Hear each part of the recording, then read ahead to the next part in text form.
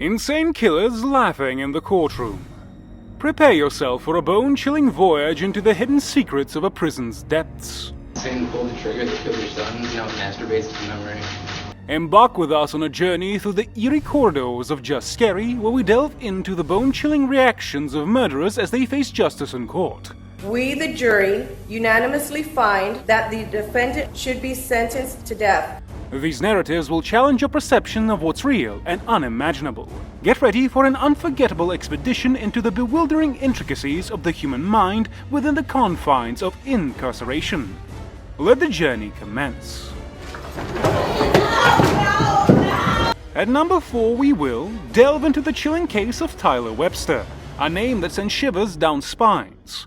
We're transported to Ohio in April 2012, where the shocking murder of Grover Cleveland Watson Jr. took place. The story unfolds in a home on Osage Avenue, where an argument turned fatal at the hands of Tyler Webster. Tyrell Webster was convicted of killing a man in East Price Hill. But the tale doesn't stop at the gruesome details. Hold on to your seats as we navigate the twisted web of Tyler's past.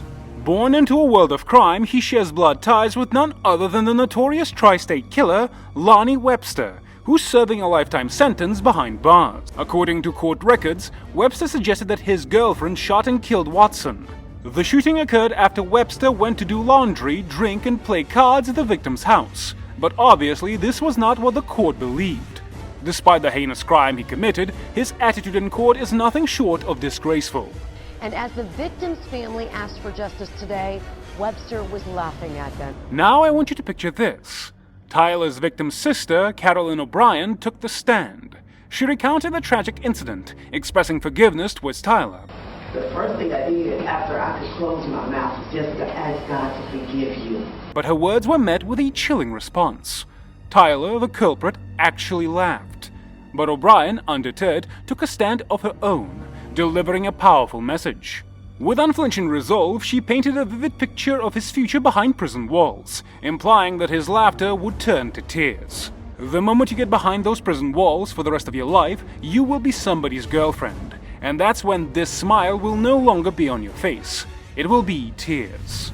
Justice is swift, as Tyler's fate is sealed. The courtroom drama reached its climax when the jury's guilty verdict was announced after a mere hour of deliberation. A man convicted in a deadly shooting in East Price Hill is scheduled today sentenced today to 18 years to life in prison. Webster was sentenced to 18 years to life in prison, putting an end to his reign of terror. Number 3. Prepare yourself for a jaw-dropping dive into the infamous case of Denta Wright, a story that sent shockwaves throughout the whole country. Our journey takes us to Detroit, Michigan, where Wright faced a litany of charges, including second-degree murder, armed robbery, and felony firearm possession. He brutally murdered their son by shooting him in the back of the head. But the tale didn't stop at the charges. In a shocking twist, Wright entered a guilty plea, admitting the chilling details of his crime. He and 2 of his accomplices had set out on a fateful night to commit a robbery, but what transpired was far more sinister.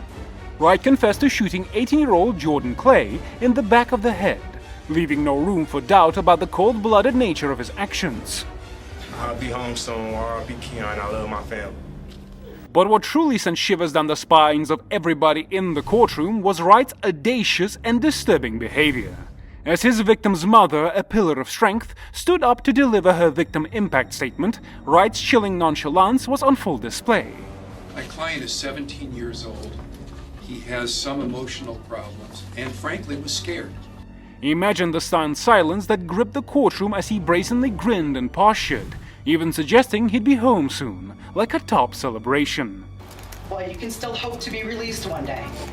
I'll never escape my help.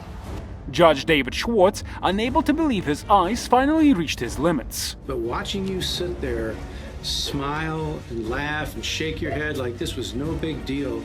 He contemplated rejecting the plea deal and sending the case to trial for a potentially harsher sentence, speaking truth to Wright's lack of remorse and disrespectful demeanor. We'll go to trial, and if you're convicted of felony murder, you'll go to prison for the rest of your life. That means you'll die there.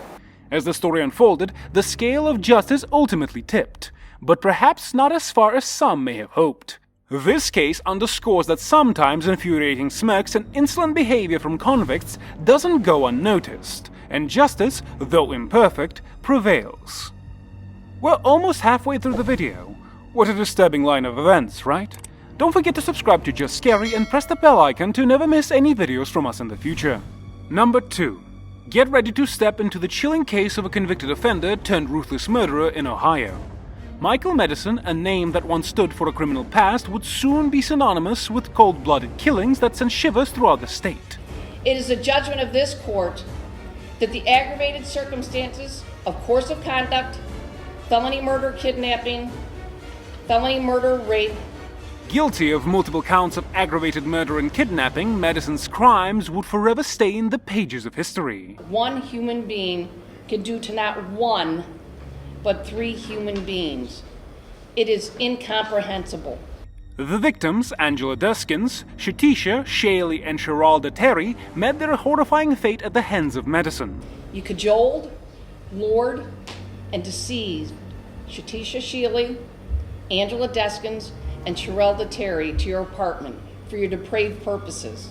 Their bodies, wrapped in garbage bags, were chillingly discovered near the apartment complex where Madison resided. The strong and foul... You stripped them from the waist down. You folded them in half, binding them so that their feet were up by their ears. Smell that emanated from a shared garage set off an eerie chain of events, catching the attention of a cable TV worker who would uncover a nightmare. As Sheralda Terry, Sheralda's father, approached the stand to deliver his victim impact statement, he locked eyes with the very monster who took his daughter's life.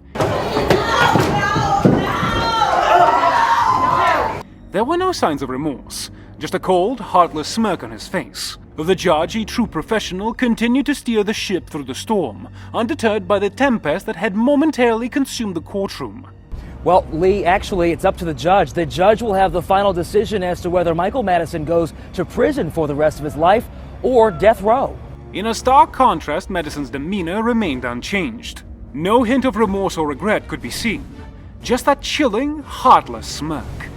Despite Madison's defense team shedding light on his troubled upbringing and history of abuse, the jury held fast to their conviction. The ultimate punishment was recommended: death. Judge McDonnell concurred. Accordingly, the sentence of death is imposed upon the defendant Michael Madison on counts 1, 4, and 7. Emphasizing the heinous nature of the crimes and the imperative for justice. The chilling reality remains behind the smirk that lies in the heart of darkness, one that justice seeks to silence forever. Number 1. Prepare to be taken on a riveting journey into the haunting case of Luis Enrique Bracamontes, a man who faced a barrage of charges for multiple homicides in Sacramento, California. This is a story that gripped audiences, unfolding like a chilling theater that left people questioning the depths of human darkness. Bullets are going everywhere. This is a haywire scene and Mike's not moving. Bracamontes stood trial for the heartless killings of 2 committed Northern California sheriff's deputies. Bracamontes is responsible for the deaths. Despite his Mexican citizenship, he had repeatedly entered the United States illegally, while his wife, Janelle Monroy, held American citizenship. Bracamontes' defense team skillfully presented an argument highlighting the anti-immigrant sentiment stoked by President Trump. They suggested that this sentiment had cast a shadow over their client's prospects of receiving a fair trial. However, their efforts ultimately proved unsuccessful. Prepared to be stunned as Bracamontes unveils his true nature in court. A prosecutor describes the intense firefight that led to the tragic demise of Deputy Danny Oliver and Detective Mike Davis. Beyond the brutality of the crime, Bracamontes' reaction defies belief. Of Deputy Danny Oliver and the death of Detective Michael Davis. He shot them both. Hold your breath as Bracamontes' audacity escalates. He boldly announces his intent to take the lives of more officers. I will break out soon, and I will kill more. Rejecting the very foundations of justice and spurring the concept of remorse. As the defense attorneys grappled with the chaos stemming from Bracamontes' outbursts, they argued that the very outbursts provided evidence of his mental incapability to stand trial. Now, in this tiny street on Auburn, we have an AR-15 and another big heavy military gun firing at each other. Can anyone fault them for doubting the sanity of a man who treats life and justice with such disdain? The verdict was rendered, and Bracamontes was found guilty on 2 counts of first-degree murder with special circumstances. The verdict was the harshest possible: the death penalty. Sacramento County Sheriff's Deputy Daniel Oliver is dead. And with that, we come to the ending of today's video. Which one of these incidents did you find the most shocking? Tell us in the comment section down below. Subscribe to Just Scary and give the video a like. We'll be back soon with yet another video. Till then, I bid you farewell.